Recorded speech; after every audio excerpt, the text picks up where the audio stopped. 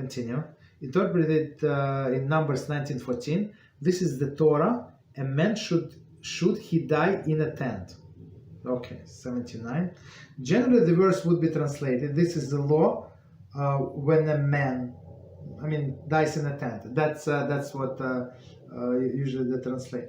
However, the literal translation of the words was quoted to demonstrate the connection of sages' comment more graphically, meaning the Torah that the person should die. Not die literally, but be ready to die to acquire the Torah.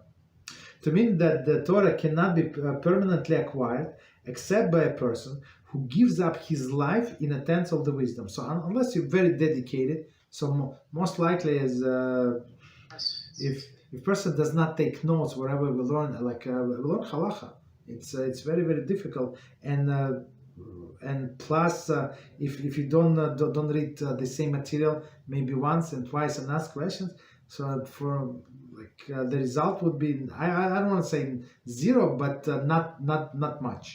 Tell the truth, not much, right? That's it's required dedication. Meaning that dedication to be permanently acquired.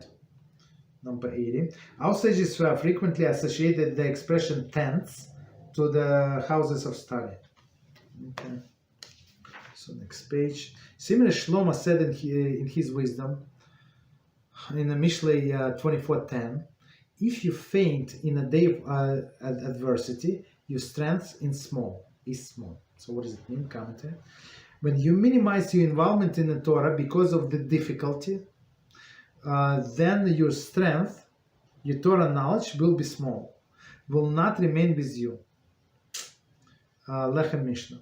Other side of Bracha 63a, anyone who applies himself feebly to the words of the Torah will not have the strength to stand in a day of adversity. And we see, unfortunately, what is going on with the holidays, and at least several people, not from this group, from different group, so they ask me, do they have to keep the two-day holiday? Especially about Rosh Hashanah, then it's unbelievable. So because of the pressure from work, so the boss does not understand, so they're ready to give up everything. It's very, very scary. So it says, anyone who applies himself feebly to the words of the Torah will have no strength to stand the day of adversity. So a little push, and this person, I hope not. I hope this person who asked me did not go to work, but it's a very scary situation. Yes, yeah, unfortunately. But they have they have the permission to take off, right? According to the law. According to I don't know. So you see, in my where I work, for example, right? So all of them, all of my bosses were Chinese. Do they know about the Jews? They know about communism and about all these other good things, right? So what I would do, as soon as a calendar, when we went digital, the digital meaning before it was on a piece of paper, I put my dates, whatever I take dates in, he signed, he takes to HR, whatever, human resources. But after sometimes maybe 5-7 years, they went digital. Baruch Hashem. So as soon as calendar is available, usually calendar was available for the next year. So usually because of the financial year start, it's September. So at September, new calendar for next year available. All of the holidays, whatever they take, whatever the company provides. So I would put all of the holidays, all of the Chol HaMoed, in that calendar.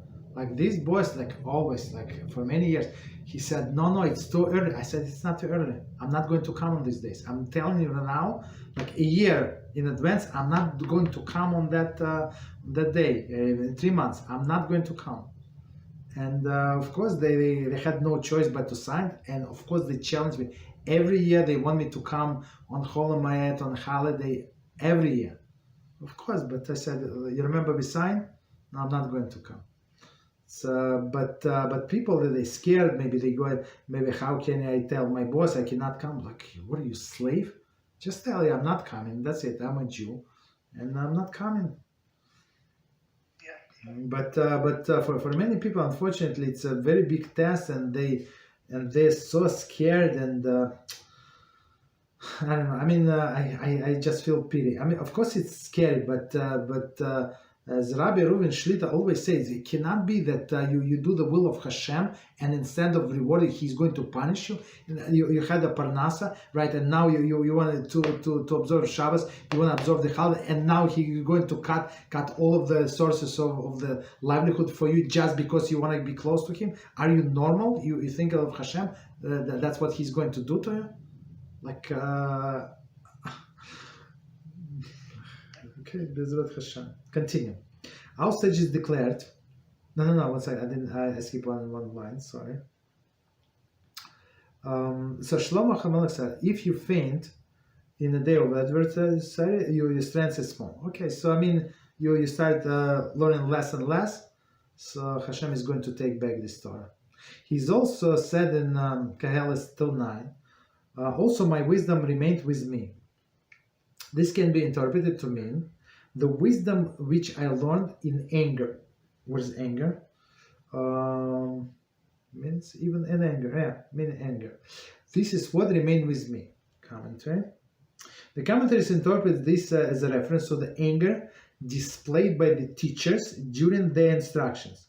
Right? As we learned in I think in the previous chapter, that in some instances the teachers are actually obligated to hit children, right? The pupils, right? They hit them if they see that that's what they need. They need a little encouragement.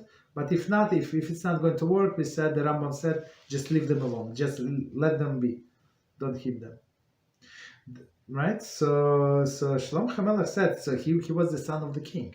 He was a prince. Right? So he said, all of this Torah from my teachers who scare me, right? So who display anger, so actually work very well for me. This continuous theme that the dedication of the Torah study beyond one's nature is the key to acquiring the Torah as one's own. So people say, like I hear many times, and I will try to explain to people. So they say, I'm on this level or that. I'm not on that. What level?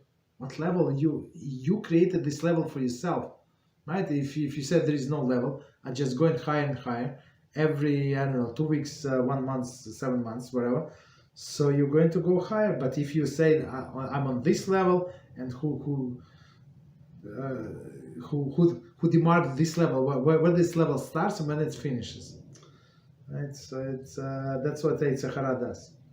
In his commentary to Avos 5:19, Rambam quotes this verse and interpretation and associates it with advice he gives to the teacher in chapter 4, Halachah 5, to cast fear onto hearts of the students, right?